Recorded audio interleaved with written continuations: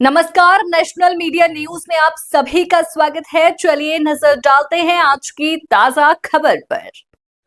उधम सिंह नगर जनपद के जसपुर में कांग्रेस कार्यकर्ताओं ने विधायक आदेश सिंह चौहान के नेतृत्व में चंपावत दुष्कर्म मामले को लेकर प्रदेश सरकार के खिलाफ जोरदार प्रदर्शन किया। कार्यकर्ताओं ने सुभाष चौक पर सरकार का पुतला दहन कर नारेबाजी की। कांग्रेस नेताओं ने आरोप लगाया कि भाजपा सरकार में महिलाएं और बेटियां सुरक्षित नहीं हैं। उन्होंने कहा कि अंकिता भंडारी कांड के बाद अब चंपावत में नाबालिग किशोरी के साथ हुए दुष्कर्म मामले ने प्रदेश को शर्मसार कर दिया है। कांग्रेस ने आरोप लगाया कि मामले में भाजपा से जुड़े लोगों को बचाने का प्रयास किया जा रहा है, जबकि पीड़िता को ही दोषी ठहराया जा रहा है। नेताओं ने प्रदेश में बिगड़ती कानून व्यवस्था, बढ़ते अपराध, किसान आत्महत्या और महंगाई को लेकर भी सरकार पर निशाना साधा। कांग्रेस ने दोषियों के खिलाफ सख्त कार्रवाई और पीड़िता को न्याय दिलाने की मांग की। आए दिन उत्तराखंड में बेटियों के साथ कई घटनाएं घटती रहती हैं। अभी चंपावत में एक नई घटना घटी नाबालिग बच्ची के साथ, जबकि पुलिस ने लीपापोती की। पहली बार ऐसा देखा गया है कि एसएसपी और डीएम और सीएमओ एक साथ प्रेस कर रहे हैं। भाई, अगर पुलिस ने सही केस खोला है तो एसएसपी का रोल था, खाली वो अपनी बात रखते। तो मेरा कहना है कि इसकी जाँच सही हो, क्योंकि कोई लड़की ऐसा नहीं कि मैं ही नहीं कह रहा कि भाई बिल्कुल सही बात हो सकती है, लेकिन उसकी जांच सही स्तर पर होनी चाहिए। सरकार के दबाव में कोई काम नहीं होना चाहिए। उस बच्ची को, उस परिवार को न्याय मिलना चाहिए। उससे पहले इसी तरह जैसे किसान के साथ घटना घटी थी हमारे सुखबंद के साथ, उसको भी इन्होंने ऐसी कहा था कि उसमें किसी सरकारी अधिकारी का रोल नहीं, क्योंकि पुलिस वाले और ऐसा ही सस्पेंड को सब करके इन्होंने इतनी कर दी। उससे पहले हमारे नैनीताल में जिला पंचायत सदस्यों का अपहरण हुआ।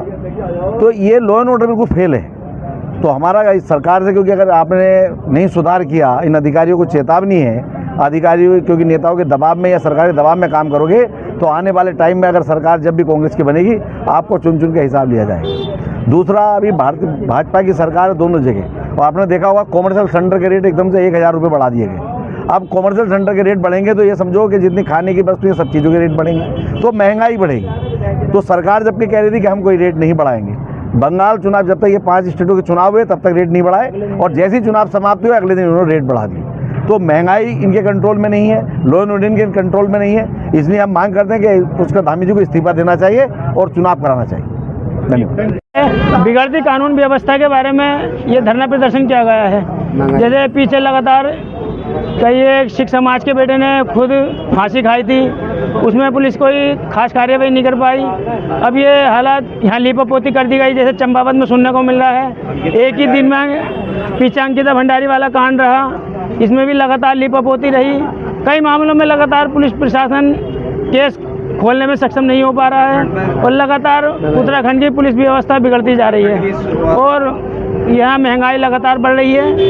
ये सिलेंडर के दाम गरीब आदमी के लिए बड़ा दिक्कत महसूस हो रही है। जो मजदूरी करने वाले लोग हैं या छोटे छोटे रेस्टोरेंट ढाबे वगैरह चलाने वाले लोग हैं, जो 1000 कमाते हैं, और 2000-1500 रुपये सिलेंडर का रेट वैसे ही लगातार बढ़ रहा है। इसके खिलाफ, महंगाई के खिलाफ हमारा ये धरना है, और कानून व्यवस्था में सुधार पैदा हो, जो इसके लिए खास प्रोग्राम है।